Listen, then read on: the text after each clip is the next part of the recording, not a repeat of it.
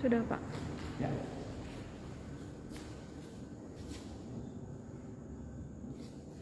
Baik, terima kasih banyak. Kita coba lanjutkan membaca dari Injil Matius. Hari ini bahan kita pasal 6. Kemarin pasal 5 sehubungan dengan berbahagialah. Jadi kalau begitu Tuhan Yesus satu sisi tujuannya bukan saja menyelamatkan, tetapi supaya orang yang mengikut dia itu bagaimana supaya mendapatkan kebahagiaan selama mereka hidup di bumi ini. Walaupun bumi ini belum dirombak. Saya ulang, dunia yang sudah dikutuk ini, dunia yang kita tinggal sekarang ini, salah satu yang paling hilang adalah kebahagiaan. Maka semua orang mencari bagaimana bisa bahagia. Bisa dapat kebahagiaan hanya dalam bentuk semu. Sebentar ya.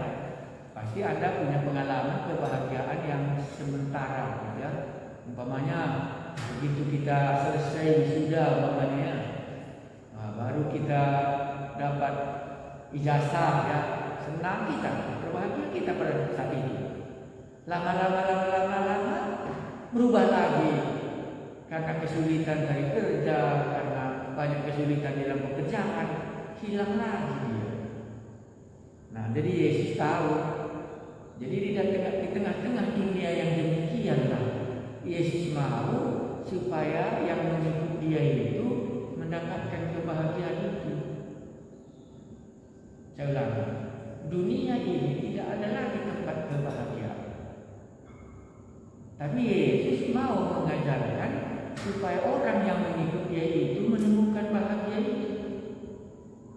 Itu yang mau dibuat.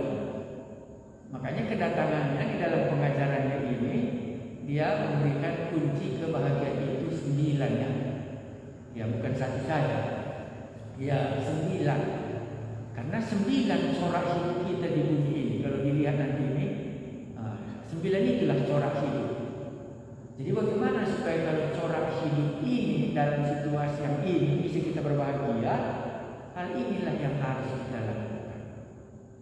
Makanya berbahagialah orang yang lapar namanya ya, akan kebenaran Allah. Jadi itu cirinya. Baru ditutupnya kalau kamu melakukannya, maka kamu menjadi orang bijaksana. Tapi kalau kamu tidak melakukannya, ya kamu menjadi orang bodoh. Tidak bisa mendapatkan sesuatu dalam situasi hidup kita di bumi sekarang. Jadi kita harus mengakui bagaimana pun di planet kita sekarang ini, sudahnya yang salah satu kehilangan adalah kebahagiaan kita hidup di sini. Karena memang tempat kita sudah dikena kutuk dan gak mungkin lagi kita mendapatkan kebahagiaan yang sepenuhnya. Bisa dalam temporer. Umpamanya lah kalau kita sehat ya bisa kita senang. Umpamanya kalau kita senang turis lah umpamanya turis ya mengunjungi negara-negara ya senang kita berbahagia. Tapi kalau datang COVID semuanya akan berhenti. Nah makanya kunci kebahagiaan di sini diajarkan Tuhan Yesus yang pertama. Nah malam ini kita coba lihat apa yang diajarkannya lagi. Bagaimana lagi lingkungan ya. Mari kita lihat hal memberi sedekah. Jadi mari kita lihat situasi di mana Yesus mengajar. Ingatlah, jangan kamu melakukan kewajiban agamamu. Ini kewajiban agama.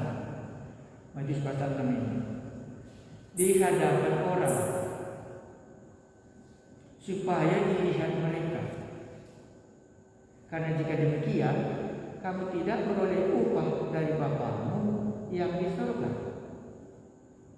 Jadi apabila engkau memberi sedekah, janganlah engkau mencanangkan hal itu seperti yang dilakukan orang munafik di rumah-rumah ibadah dan di lorong-lorong supaya mereka dipuji orang. Aku berkata kepadamu, sesungguhnya mereka sudah mendapat upahnya. Tetapi jika engkau memberi sedekah, janganlah diketahui tangan kirimu apa yang diperbuat tangan kananmu. Hendaklah sedekahmu itu diberikan dengan tersembunyi. Maka Bapamu yang melihat yang tersembunyi akan membalaskannya kepadamu. Inilah yang pertama dalam hal melakukan sedekah. Karena di ajaran orang Yahudi, ya, di dalam undang-undang Taurat, itu memang ini salah satu yang tidak bisa mereka tidak lakukan dalam ibadahnya. Memberi sedekah kepada orang lain. Itu tidak bisa tidak. Makanya orang kaya itu kan ditanya Tuhan Yesus kan, jualkanlah hartamu dan berikanlah kepada orang miskin. Maksudnya situ berikanlah kepada orang yang memerlukannya. Jadi di dalam zaman Tuhan Yesus ini, inilah tingkah laku orang-orang munafik, orang-orang Farisi, orang-orang yang mencanangkan agamanya. Mereka senang memberi. Tapi dengan motivasi apa? Dilihat oleh orang lain. Inilah keadaan dalam zaman ini. Ya. Jadi dia lebih senang mendapatkan hormat dari manusia daripada hormat daripada Allah. Makanya dalam uraian yang saya kirimkan kan, mari kita belajar ada 3 hal yang senantiasa dilakukan oleh orang Israel sebagai ibadah agamanya, memberi sedekah dan berdoa dan berpuasa. Tapi yang mau diajarkan Tuhan Yesus ini bukan bagaimana memberi sedekah, tapi supaya kalau dia melakukan ibadah agamanya memberi sedekah ini, janganlah maunya dia mengharapkan pujian dari manusia. Itu yang salah. Bukan memberi sedekah itu yang salah. Motivasi yang memberi ini yang salah. Jadi kalau kita lihat tindakan agamawi, ya katakanlah itu ya, tindakan melakukan ibadah kita itulah supaya dilihat orang, itu motivasi yang kita jumpa dalam pengajaran ini. Itu yang salah. Iya. Jadi mari kita lihat apakah yang salah dalam zaman kita. Jadi Tuhan Yesus mau supaya murid-muridnya ini mengerti apa yang sedang dilakukan orang kalau dia pergi beribadah, khususnya dalam memberi sedekah, supaya dia mendapat pujian dari manusia. Jadi kalau ini nanti dilakukan, dia nanti tidak mendapat upah lagi dari Bapa di surga. Karena seharusnya setiap kali dia melakukan ibadah agamanya, bukan dari manusia diharapkannya pujian. Maunya pujiannya dari Allah sendiri, karena Allah yang menyuruhnya, berilah sedekah. Itulah kalau Anda ingat waktu orang kaya itu, juallah hartamu dan berilah kepada orang miskin, supaya kamu mendapat harta di surga. Jadi kalau boleh kita lihat di dalam ayat ini umpamanya ya. Jadi apabila engkau memberi sedekah, dia mau supaya murid-muridnya ini tidak sama dengan orang-orang Farisi yang melaksanakan sedekah itu. Jadi apabila engkau memberi sedekah, janganlah engkau mencanangkan hal itu seperti yang dilakukan orang munafik di rumah-rumah ibadah dan di lorong-lorong, supaya mereka dipuji orang. Aku berkata kepadamu, sesungguhnya mereka sudah mendapat upahnya. Dari mana dia dapat upah? Dari manusia. Apa upahnya dari manusia? Dipuji orang dia. Orang ini baik sekali dalam memberi sedekah.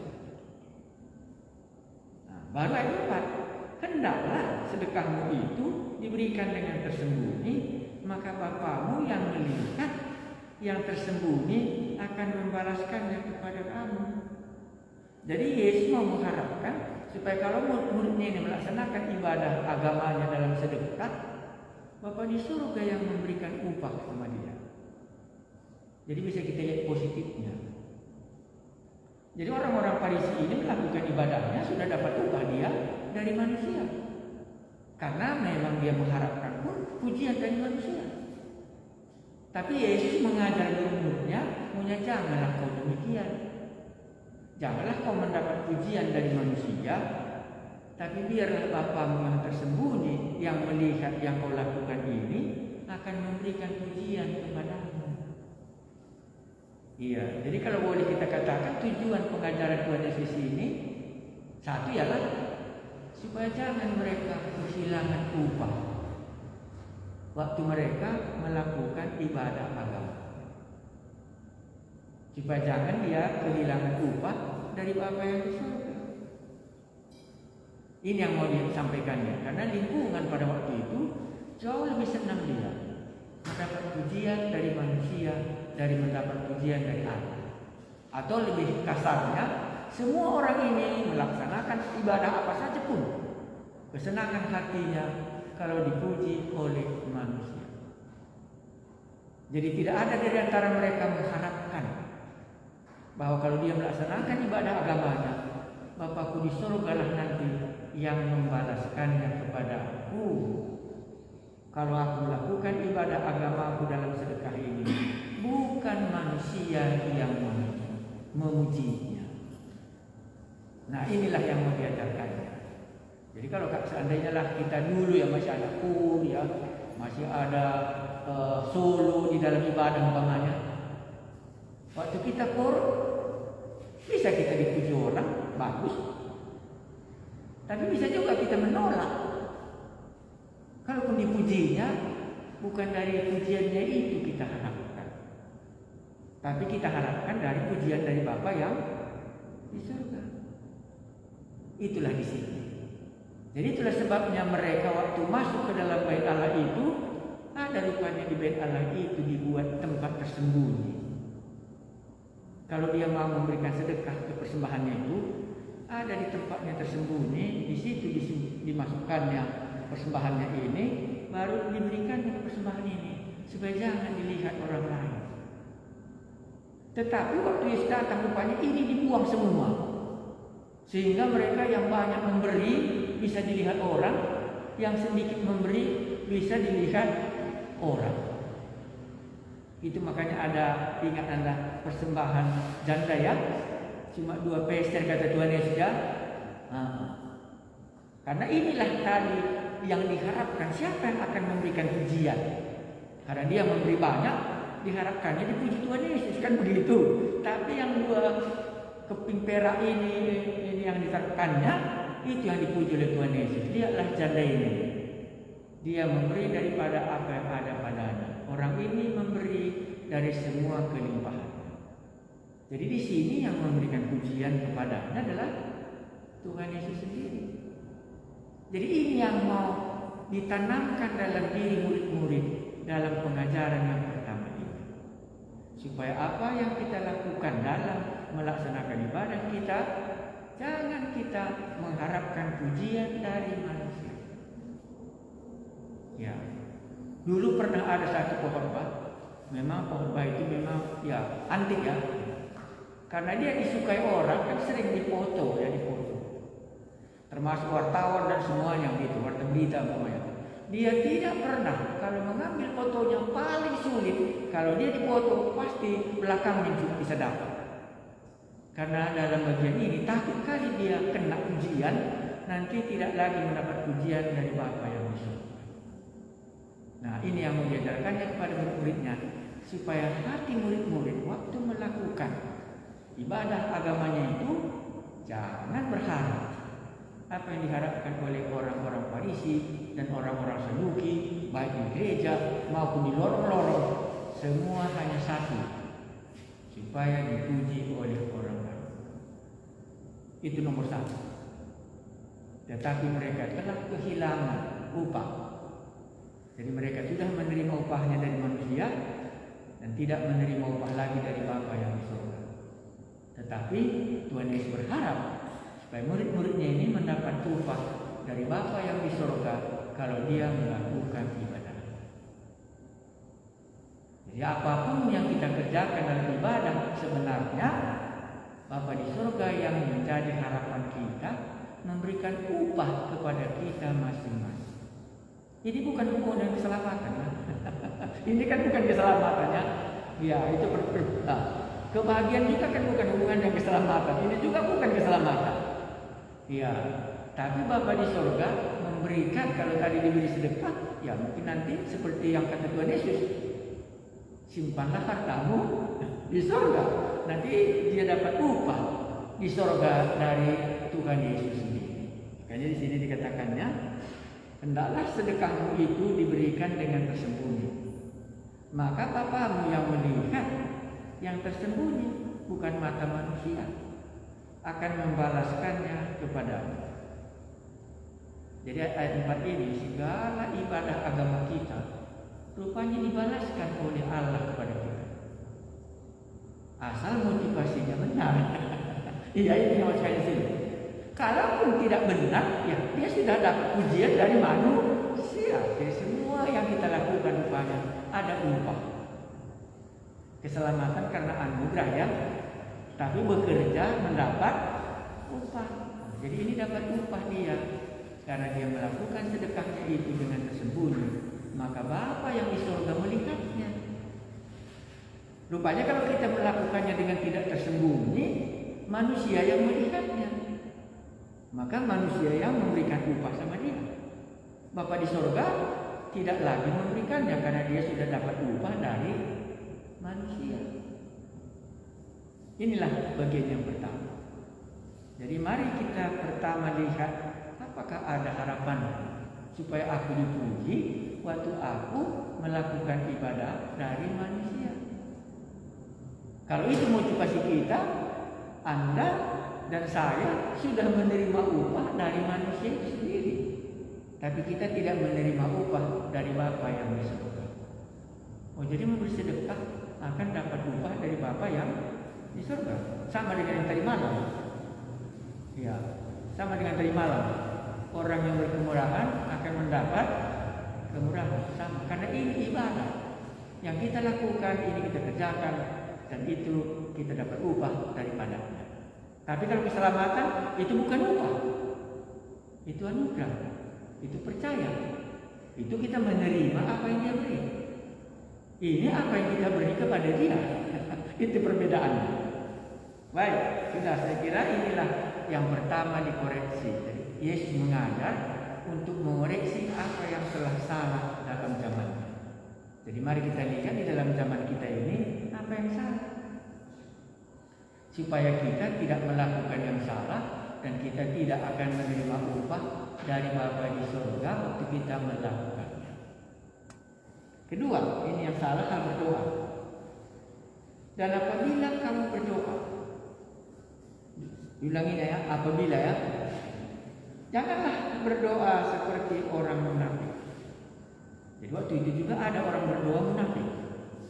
Jadi hari ini pun ada juga orang berdoa seperti orang munafik. Apa orang munafik? Di bawah dijelaskan. Dan apabila kamu berdoa, janganlah berdoa seperti orang munafik. Jadi Yesus mendengar doa-doa orang, sekarang dia mengoreksi. Ya. Mereka suka mengucapkan doanya dengan berdiri di dalam rumah-rumah ibadat dan pada tikungan-tikungan jalan raya, supaya mereka diingat orang. Sama yang di atas ya. Aku berkata kepadamu, sesungguhnya mereka sudah mendapat upahnya juga. Ya, berarti sampai 6. Tetapi jika engkau berdoa, masuklah ke dalam kamarmu, tutuplah pintu dan berdoalah kepada Bapamu yang ada di tempat yang tersembunyi. Maka Bapamu yang melihat yang tersembunyi akan membalaskannya kepadamu. Tetap ini hilang motivasi.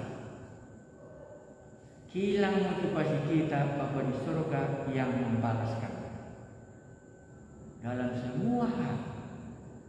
Mari kita perhatikan, jangan-jangan nanti kehilangan kita apa yang sudah Tuhan siapkan, tapi karena kita mendapat upah dari manusia, yang disiapkan Allah tidak diberikannya lagi sama kita, apa yang diberikan oleh manusia itulah menjadi bagian kita. Ini dalam doa.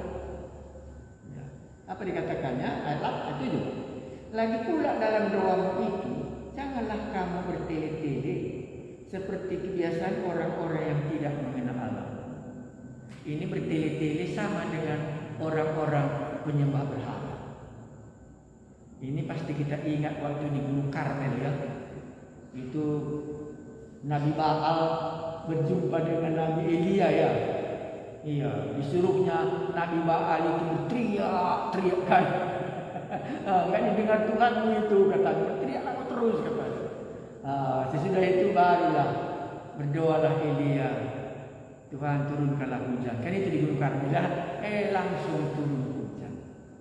Nah, di sini motivasinya berdoa.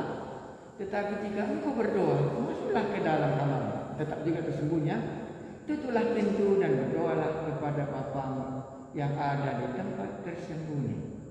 Jadi kita berdoa kepada Bapa kita yang tersembunyi. Maka Bapamu yang melihat yang tersembunyi akan membalaskannya kepadamu. 7. Lagi pula dalam doamu itu janganlah kamu bertele-tele seperti kebiasaan orang yang tidak mengenal Allah. Inilah yang dihadapi. Jadi pada waktu itu soal berdoa pun sudah salah. Tadi satu munafik supaya dilihat orang, satu lagi doanya panjang-panjang bertele-tele seperti kebiasaan yang tidak mengenal Allah. Jadi di sini ada dua bagian. Ada orang munafik, ada orang yang tidak mengenal Allah berdoa. Dan orang yang tidak mengenal Allah berdoa ini bertele-tele doanya. Baru disambungnya, mereka menyangka bahwa karena banyaknya kata-kata doanya akan dikabulkan. Ini dasarnya. Karena banyaknya kata-kata doanya itu akan dikabulkan oleh Allah. Langsung mungkin kita ingat nanti di sini satu kali mujizat. Hei anak Daud, katanya yang orang buta itu ya, seperti Yesus. Hei anak Daud, kasihanilah aku, katanya. Itu saja Tuhan. Baru tanya, apa kau mau perbuat supaya aku dapat kembali melihat? Kan enggak bertele-tele. Karena bertele-tele tadi dalam pikirannya apa? Dengan banyaknya kata-katanya, nanti doanya apa? Dijawab. Jadi dalam doa ini ada dua yang dikoreksi Tuhan Yesus. Satu dalam doa, cantik kali doanya, begitu ya. Supaya dipuji orang lain. Iya. Kedua, dia bertele-tele karena menurut dia dengan panjangnya doa ini nanti dia dikabulkan oleh Tuhan. Ini orang yang tidak mengenal Allah. Saya pernah diketawain sebagai pengkhotbah satu bagian satu kali. Hari ini kalau giliran yang berdoa makan, yang berkhotbah katanya, boleh saya berdoa. Amin gitu ya. Ketawa mereka semua karena doanya pendek dan jelas. Baru yang lain komentari, sudah lapar pendetanya kasih makan. Karena di belakangnya biasanya kalau mereka berdoa mulai dari memuji Allah ya, sudah itu lagi sudah memberkati kami sepanjang hari ini, ampunilah dosa kami gitu. Ya, beri makan orang-orang miskin. Ya, berkatilah makanan ini supaya kami bisa masih cukup lagi mengikuti acara gitu. Saya kan seperti itu. Tuhan, ini ada makanan, kami bisa syukur karena Engkau telah memberikannya. Terpujilah namamu. Amin. Jadi menurut mereka itu doa orang lapar. Jadi nggak perlu panjang-panjang karena memang dia sudah lapar gitu. Iya. Makanya akhirnya bersambung ada cerita panjang dia berdoa waktu amin ikannya sudah dibawa kucing. Karena dia punya kucing. Jadi berdoa dia panjangkan rupanya sempat kucingnya dekat gitu. Kalau nggak apa dia akhirnya sudah kucingnya. Nah, ini maksudnya bertele-tele. Iya. Nah, jadi mari kita pikirkan doa yang salah yang kita buat sekarang ini. Karena ini yang diajarkan, janganlah bertele-tele. Karena dengan bertele-tele dia menganggap bahwa nanti apa? Doanya dijawab. Itulah orang-orang yang tidak mengenal. Jadi mari kita lihat konsep kita berdoa. Barulah diajarkan yang singkat ini. Inilah doa Bapa kami. Jadi seindahnya diajarkannya. Jadi kalau saudara teologi Anda langsung sadar itu, berarti doa Bapa kami ini dari mana munculnya? Pasti kita menjawab, karena kesalahan orang-orang di sekeliling gereja salah berdoa. Di sekeliling gereja berdoa satu supaya mendapat pujian dari orang yang mendengar. Makanya tidak sedikit kita dengar, oh dia bagus sekali berdoa. Ya. Baru kedua, karena doanya bertele-tele. Sehingga Tuhan Yesus memberikan doa rumusan ini. Apa rumusan doanya? Janganlah kamu seperti mereka, karena Bapamu mengetahui apa yang kamu perlukan sebelum kamu meminta kepadanya. Karena itu berdoalah demikian, gitu ya. Bapa kami yang di sorga, harus jelas alamat. Bapa kami yang di sorga, dikuduskanlah namamu. Jadi yang pertama dalam doa Bapa kami ini, kemuliaan Allah disebut. Dikuduskanlah namamu, artinya itu dimuliakanlah namamu di dalam doa ini. Bukan aku yang dipuji, bukan bertele-tele seperti yang tidak mengenal Allah, tetapi supaya namamu yang dimuliakan. Lalu kedua, datanglah kerajaanmu, jadilah kehendakmu di bumi seperti di surga. Jadi ini membicarakan soal kehendakmu lah jadi. Jadi tadi alamat doa supaya dimuliakan dan datanglah kerajaanmu di surga. Baru ayat 11. Berikanlah kepada kami pada hari ini makanan kami yang secukupnya. Ini apa yang kita perlu. Ya, jadi kalau doa kita jelas alamatnya dan dikuduskan dan minta apa kita perlu. Jadi bisa bikin rumusannya kalau dari doa Bapa kami. Dan ampunilah kami akan kesalahan kami. Ini soal pengampunan dosa. Baru sambung, seperti kami juga mengampuni orang yang bersalah kepada kami. Jadi ayat 12 ini kita minta ampun dan juga kita juga sudah mengampuni orang lain. Ya. Itu yang bisa kita lihat dalam ayatnya ke 12. Hanya saya baca dalam buku, ini kalau seandainya aku tidak mau mengampuni dosa orang, itukah membuat aku tidak selamat ke surga? Di dalam buku itu katanya enggak.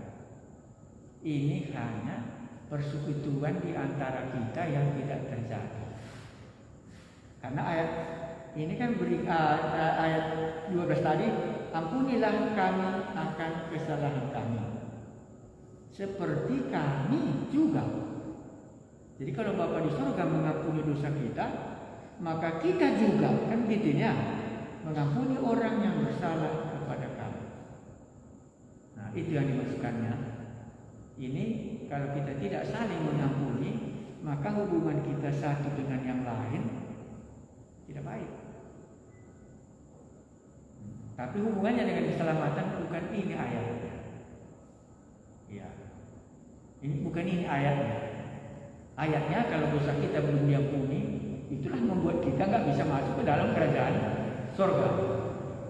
Bukan karena kita tidak mengampuni kesalahan orang itu dan orang itu tidak ke surga, atau kita tidak ke surga, bukan itu yang dimaksudkan di sini. Iya. Ayatnya yang ke berapa? 13. Dan janganlah membawa kami ke dalam pencobaan, tetapi lepaskanlah kami daripada yang jahat. Karena Engkaulah yang mempunyai kerajaan dan kuasa dan kemuliaan sampai selama-lamanya. Amin. Karena jikalau kamu mengampuni kesalahan orang, Bapamu yang di surga akan mengampuni kamu juga. Tetapi jikalau kamu tidak mengampuni orang, Bapamu juga tidak akan mengampuni kesalahanmu. Wah, hebat ya, ayat 15. Jadi kalau kita tidak mengampuni dosa orang, Bapa kita di surga juga tidak mengampuni kita. Nah, ini mungkin belum terlalu bisa kita ya, jadi makanya langsung tadi saya berikan jalan keluar. Ya, jadi kalau kita tidak mengampuni dosa orang, maka Bapa kita di surga pun tidak mengampuni kita. Pasti kita tidak setuju ya. Ya, yang kita setuju adalah Kristus mati untuk dosa kita. Ya, itu yang kita setuju. Jadi kalau ada orang yang berdosa kepadaku, kalau aku tidak bisa mengampuninya, ya maka hubunganku dengan dia lah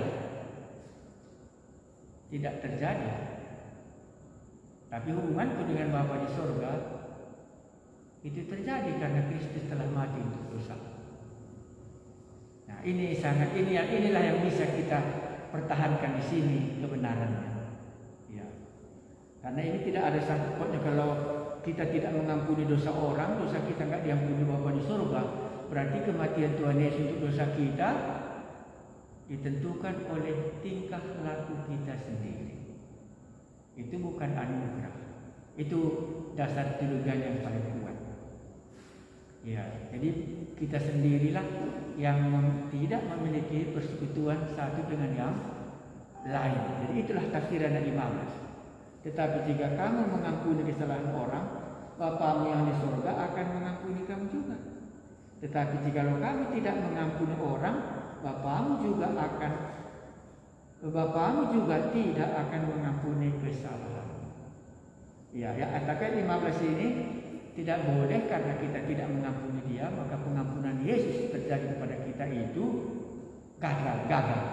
Tetapi persekutuan kita dengan orang yang kita tidak ampuni inilah. Jadi dengan orang itulah kita tidak selesai.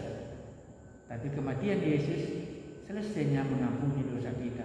Itulah yang saya baca dalam buku itu. Ya, makanya ini tidak ada sangkut pautnya dengan keselamatan. Ya. Kenapa?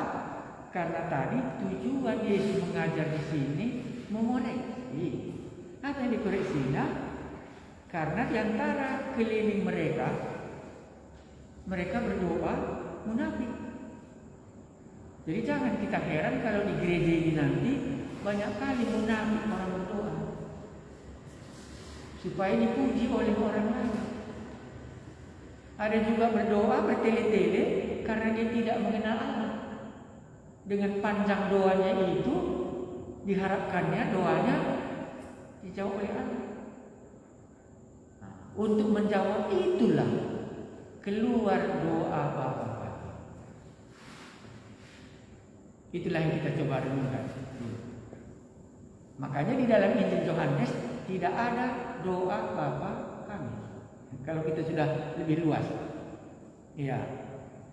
Di dalam Injil Yohanes tidak ada doa Bapa kami diajarkan, karena di dalam Injil Yohanes diharapkannya orang menjadi percaya, bukan untuk mengoreksi, supaya orang ini percaya kepada Yesus Kristus Allah dan supaya dia mendapat hidup yang kekal. Tapi di sini tadi bukan itu yang ditujukannya, karena Matius melihat mengajar itu sangat penting. Jadi di sini diajarkan Tuhan Yesus dalam hal berdoa karena lingkungannya. Jadi lingkungannya yang mendesak. Akhirnya Yesus harus mengajarkan doa Bapa kami supaya murid-murid ini terhindar dari kesalahan yang sedang terjadi. Jadi kalau kita pelajari dari mulai kejadian sampai kita melewati Tidak pernah Allah mengajar orang berdoa. Umpamanya Musa, nggak perlu diajar dia berdoa. Abraham, nggak perlu. Karena berdoa itu kan hubungan sesama dengan bapaknya, sama dengan anak-anak. Karena nggak pernah anak satu pun diajar bagaimana dia berbicara kepada ayah. Jadi bagaimana dia bicara? Karena hubungannya dengan bapaknya ini, hubungannya dengan bapaknya itu, ya begitulah dia berbicara. Nggak perlu diajari, karena dia punya hubungan. Makanya di dalam bagian ini juga sama. Nanti Anda jumpa di dalam gereja, ya, gereja maksudnya itu sesudah Kisah Para Rasul. Mungkin Anda tidak akan berjumpa lagi dengan doa Bapa kami, mulai dari Kisah Para Rasul ke depan. Karena di sana nggak ada salah. Semua baik hubungan mereka dalam Bapaknya.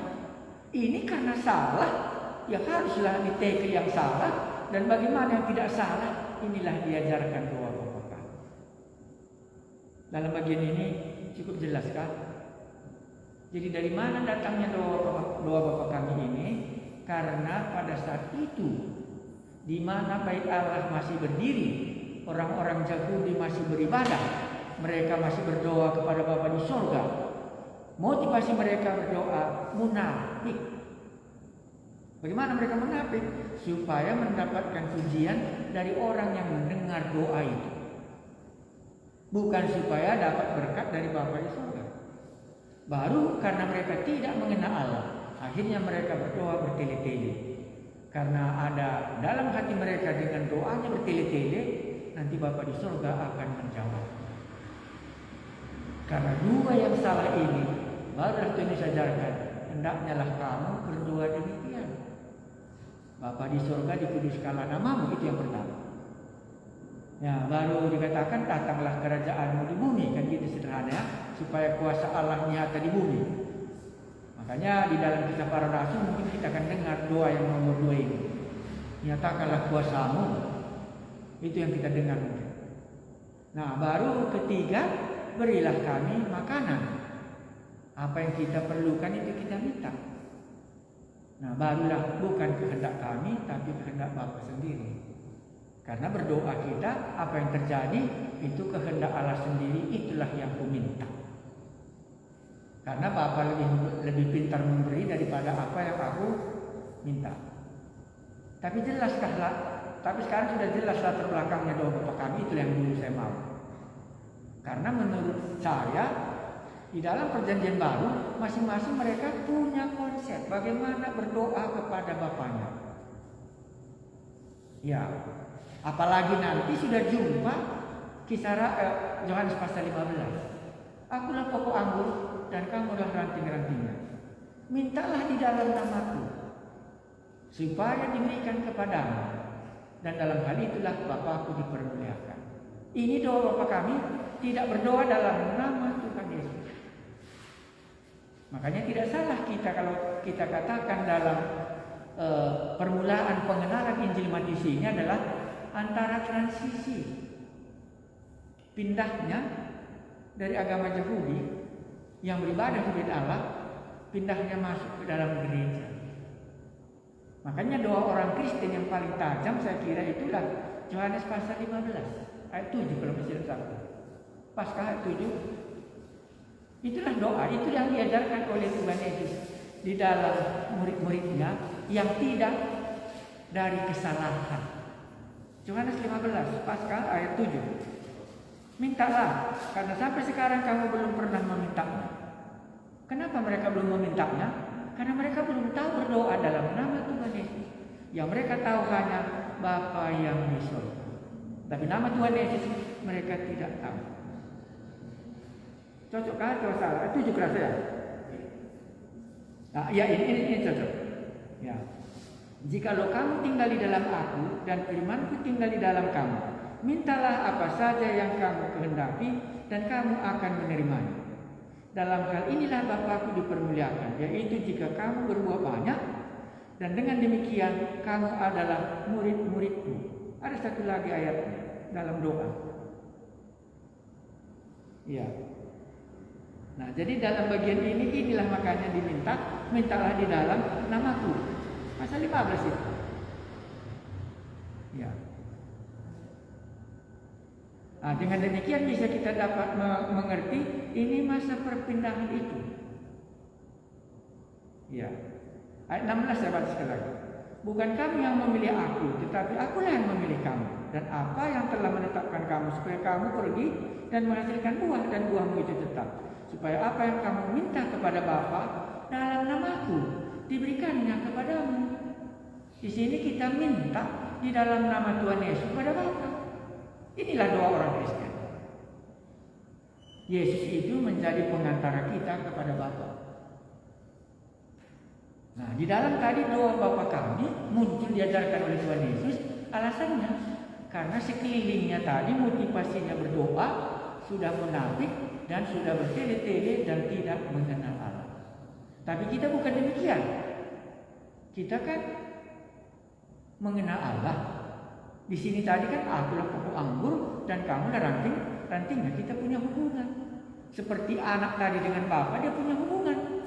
Jadi kalau mereka berdoa dan berbicara, nggak perlu diajari oleh orang lain, karena dia sendiri punya nalar di dalam hatinya. Apa yang ku minta sama Bapakku, bagaimana aku berbicara dengan Bapakku. Nah, itulah yang kita lihat dalam Yohanes pasal 15. Maka tidak salah kalau kita mundur sedikit. Injil Matius itu masa transisi, perpindahan dari agama Yahudi masuk ke dalam gereja. Nanti kita jumpa pasal 18. Yesus mengajarkan tentang gereja di sini. Ya. Mungkin Anda akan bertanya, kalau begitu doa Bapa kami ini ada apakah fungsinya? Apakah kita bisa pakai doa Bapa kami doa untuk makan? Bisakah doa Bapa kami doa makan? Pasti Anda katakan, merasa nggak terlalu tepat. Karena aku ingat waktu Yesus memecah-mecah roti, nggak dipakainya doa Bapa kami, kan gitu ya. Hanya dia mengucap syukur atas roti ini, kan? Mengucap syukur atas ikan ini, kan gitu waktu dia. Nah, Yohanes apa itu? 5 roti 2 ikan itu kan Yesus mengambil roti dan mengucap syukur, dan dia mengambil ikan dan mengucap syukur. Pasti nggak dipakainya doa Bapa kami, karena lain latar belakangnya.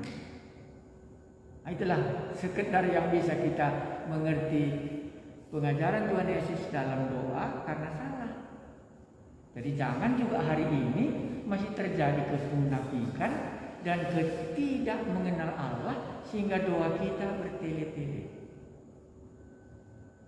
Hubungan kita sebagai orang percaya, Yesuslah pokok anggur dan murid-muridnya lah carang-carangnya, dan punya hubungan itulah kita minta di dalam nama Tuhan Yesus kepada Bapa yang di surga supaya namanya dipermuliakan. Nanti bisa Anda lihat, sudah 2 yang salah ya. Mari kita lihat yang satu lagi. Jadi bisa hari ini Anda bisa lihat bagaimana aku berdoa ya. Ya, karena doa kan bukan mantra ya. Doa kan nggak perlu dihafal.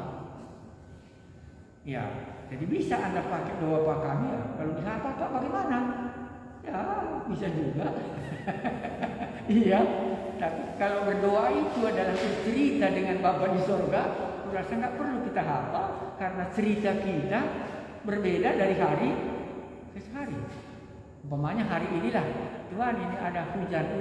Katakan, oh hari ini tidak hujan lagi Tuhan, turunkanlah hujan.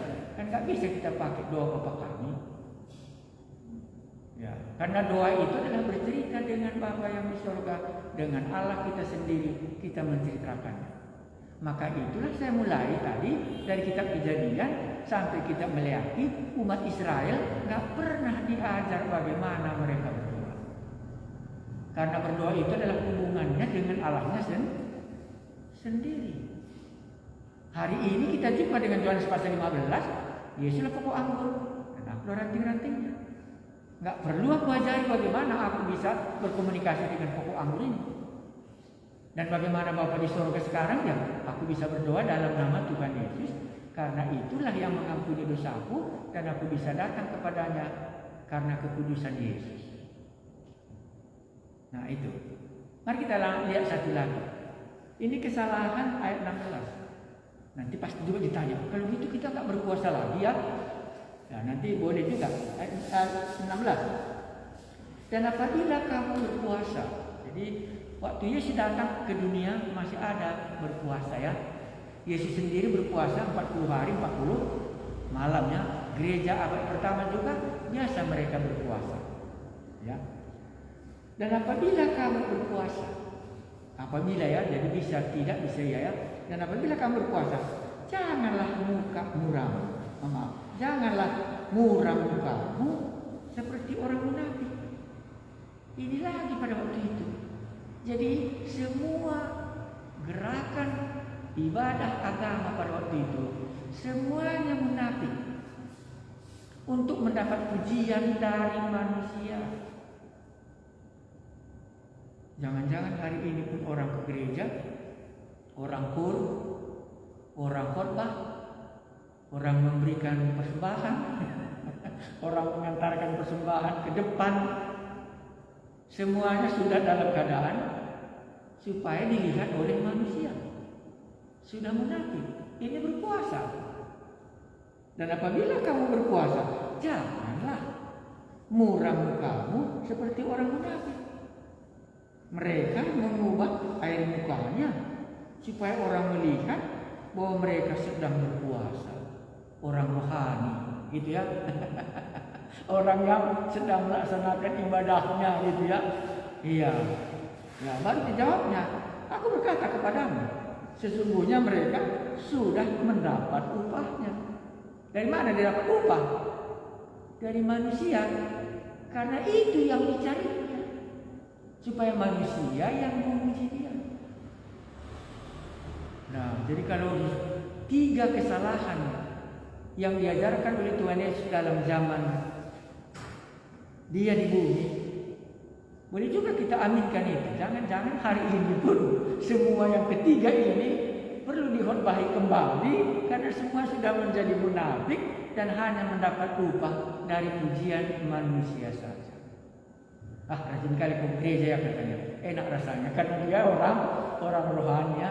Ya memang dia orang rohani, kata lagi tambah. Oh tambah lagi kupingnya naik lagi. Oh memang. Iya tapi Bapa yang di surga tidak memberi upah kepadamu.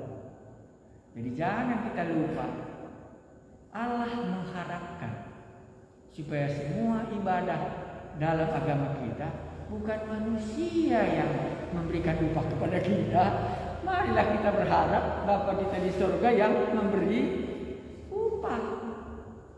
Ya, inilah yang kita doakan supaya nanti waktu kita dengar, oh salah rupanya ya, bisa. Kita bacakan sekali lagi. Dan apabila kamu berpuasa, janganlah muram mukamu seperti orang munafik. Mereka mengubah air mukanya supaya orang melihat bahwa mereka sedang berpuasa. Aku berkata kepadamu, sesungguhnya mereka sudah mendapat upah. Berarti kalau kita berpuasa sebenarnya ada upah. Kalau kita berdoa juga ada upah. Kalau kita memberi sedekah juga ada upah. Semua ini maunya diharapkan dari mana? Dari Bapa yang tersembunyi. Tetapi masa ini tidak. Makanya Yesus mau merombaknya. Ayat 17. Tetapi apabila engkau berpuasa, minyakilah kepalamu dan cucilah mukamu, supaya jangan dilihat oleh orang bahwa engkau sedang berpuasa, melainkan hanya oleh Bapamu yang ada di tempat tersembunyi. Jadi apa yang kita lakukan dari ibadah kita di hadapan Allah, harus itu sajalah yang melihatnya. Baru enaknya. Itu ini sudah disimpulkan ya kalimatnya. Maka Bapamu yang melihat yang tersembunyi akan membalaskannya kepada. Motivasi. Bapakku sendirilah yang di surga yang melihat ibadah agamamu ini. Dalam aku berdoa juga, Bapakku sendiri yang melihat. Dalam aku memberi sedekah, Bapakku sendirilah yang melihat. Dalam aku berpuasa melakukannya, menahan laparku, Bapakku sendiri di surga lah yang mengharapkan akan melihatnya. Sehingga dialah yang memberi upah kepadaku sebagaimana selayaknya. Keselamatan bukan karena melakukan ajaran. Keselamatan karena menerima kasih karunia di dalam Yesus Kristus. Tetapi kalau kita melaksanakan ibadah kita sesudah kita percaya, nah inilah yang mendapat upah di dalamnya. Ya, kurasa ada yang mau ditanyakan, karena sekali inilah baru kita belajar doa, belajar berpuasa, dan belajar apalagi tadi ya, memberi sedekah. Ya. Kalau nanti belajar berpuasa, masih ada kita jumpa di Kisah Para Rasul bagaimana murid-murid berpuasa. Ya. Umpamanya salah satu berpuasa, kita langsung jumpa Kisah Rasul pasal 13 ya.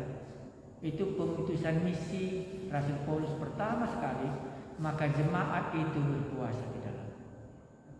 Jadi mereka waktu berpuasa itu, mereka beribadah, mereka berpuasa tidak makan dan minum, dan mereka mengutus Paulus dan Barnabas ke ladang misi. Jadi berpuasa di sini ada yang mau dicapai, supaya Bapa di surga memberikan berkat, kuasa, meneguhkan kedua rasulnya ini untuk pergi. Itulah yang paling jelas di dalam Kisah Rasul pasal 13. Jadi kalau kita mau mempelajari bagaimana berpuasa di dalam gereja abad pertama, itu bukunya cuma Kisah Rasul. Karena buku puasa bisa banyak dari luar, dari mana pun kita bisa baca. Tapi apa dasarnya? Karena berpuasa di dalam perjanjian lama tidak sama dengan berpuasa dalam perjanjian baru. Umumnya berpuasa di dalam perjanjian lama itu menyesali dosa-dosa. Itu yang paling jelas ceritanya berpuasa. Itulah kerajaan Niniwe. Waktu Nabi Yunus pergi ke negara Niniwe. Ya, waktu dia pergi ke sana kan mereka berpuasa mulai dari raja, semua sama rakyat. Termasuk binatang-binatang pun ikut semua berpuasa. Tidak boleh makan. Karena takutnya mereka akan murka Allah akan datang. Itulah sebabnya kalau perjanjian lama berpuasa, taruh abu di atas kepala dan tidur di debu, menyatakan penyesalan, menyatakan kerendahan hati, menyatakan pertobatan yang dalam. Itu puasa dalam perjanjian lama. Tetapi di dalam perjanjian baru bukan itu puasa. Itu berbeda.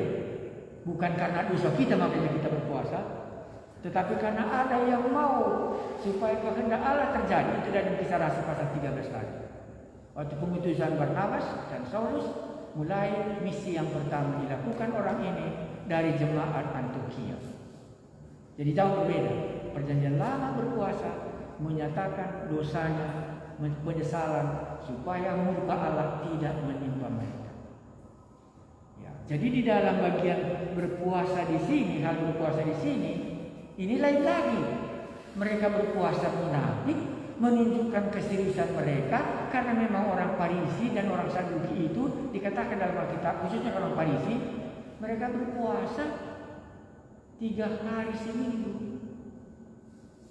Ya, makanya orang Farisi dikatakan, aku tidak sama dengan pemungut cukai, berpuasa 3 kali seminggu dan memberikan perpuluhan, dan aku tidak ini, aku tidak ini. Karena mereka berpuasa menunjukkan bahwa mereka itu orang rohani. Makanya tadi di sini kalau dia berpuasa menunjukkan dia orang rohani, makanya mukanya pun muram dibuatnya, supaya diketahui orang-orang lain. Tidak sama dengan puasa di dalam perjanjian lama. Ya. Jadi kalau masuk lagi kita berpuasa dalam Tuhan Yesus bagaimana? Dan Tuhan Yesus juga berpuasa 40 hari 40 malam. Itu di mana kata kuncinya? Ya, kalau berpuasa di situ kan, itu kalau kita ingatkan ketetapan Yesus, bahwa dia hidup bukan dari roti saja. Itu kunci berpuasa di situ. Ya, tetapi hidup dari firman Allah saja. Apalagi, ketetapan Yesus. bahwa hanya Allah saja yang disembah. Kan gitu di situ. 3 poin di situ ya. Iya. Baru dikatakan janganlah cobai Tuhan Allah. Jadi berpuasa di sini adalah Yesus serius sebelum memulai pekerjaannya yang diberikan kepadanya. Karena sesudah dinyatakan inilah anak yang kepadanya aku berkenan. Kalau kita baca nanti Matius pasal 4, langsung di situ Roh Kudus membawa dia dicobai. Barulah pertama kali percobaannya, jadikanlah batu ini menjadi roti, kan gitu ya. Nah, baru kita hidup bukan dari roti saja, tapi hidup dari firman Allah.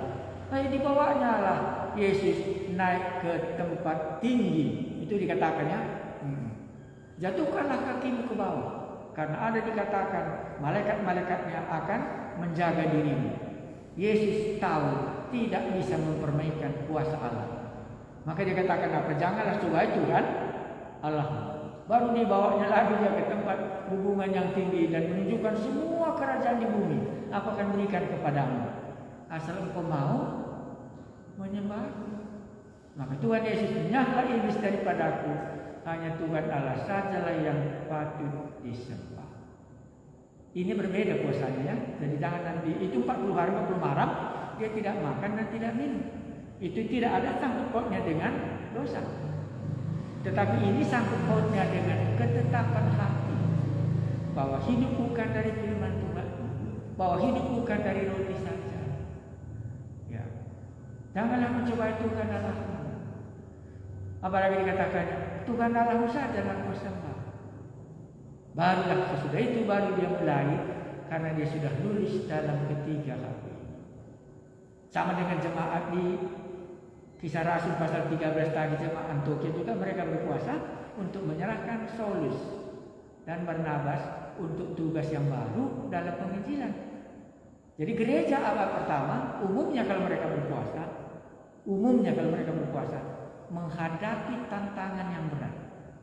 Umumnya gereja abad pertama itu berpuasa memohon supaya Allah melindungi mereka, supaya tangan Allah ada di tengah-tengah jemaat ini, supaya pekerjaan Allah masih bisa dilakukan.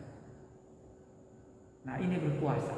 Tapi kita masuk tadi di sini, ini puasa yang salah dilakukan orang dan Yesus mengajarkan yang benar. Jadi kita ulangi sedikit ya. Jadi dalam pelajaran kita pasal 6 ini kita melihat Yesus mengajarkan dalam hal sedekah yang sudah salah dilakukan. Di mana salahnya? Mereka berharap pujian dari manusia. Demikian juga doa. Mereka berharap supaya mendapat pujian dari manusia. Demikian juga puasa, supaya dapat pujian dari manusia. Jadi boleh digarisbawahi. Satu yang paling penting dikoreksi di sini, sejauh manakah gereja hari ini, orang-orang rohani yang melakukan ibadahnya mengharapkan pujian daripada manusia. Kalau itu terjadi, inilah yang dikoreksi oleh Tuhan Yesus dalam ketiga pengajaran yang mereka masih lakukan dalam zamannya Tuhan Yesus. Maka hari ini kita akan mengarahkan mata kita, apakah aku memang berharap mendapat pujian dari orang waktu aku beribadah, tetapi tidak berharap mendapat upah dari Bapa yang di surga saja. Mari kita berdoa. Satu kala kami telah diterangi, itulah motivasi kami melaksanakan ibadah kami. Dan Tuhan Yesus sudah mengajarinya dan mengoreksi supaya kami diingatkan, karena Bapa di surga senang kami mendapat upah daripada-Mu. Tetapi tidak senang kalau kami mengharapkannya dari manusia. Supaya mata kami tertuju kepada-Mu yang di surga, yang memberi upah kalau kami melakukannya dengan tersembunyi. Bahwa Bapa di surga yang memberikan upah kepada kami masing-masing. Terima kasih Tuhan kami Yesus, kalau di jalan kami salah, ingatkanlah. Kalau pernah kami yang bermotivasi supaya manusia memuji kami, malam hari ini kami mengakuinya, supaya kami mendapat upah dari Bapa yang di surga saja. Pujilah nama-Mu, Engkaulah Yesus yang mengajari kami malam ini. Amin. Terima kasih, selamat malam. Besok malam kita tidak ada sekolah. Jadi besok malam tidak ada sekolah. Jadi kita Selasa, Rabu.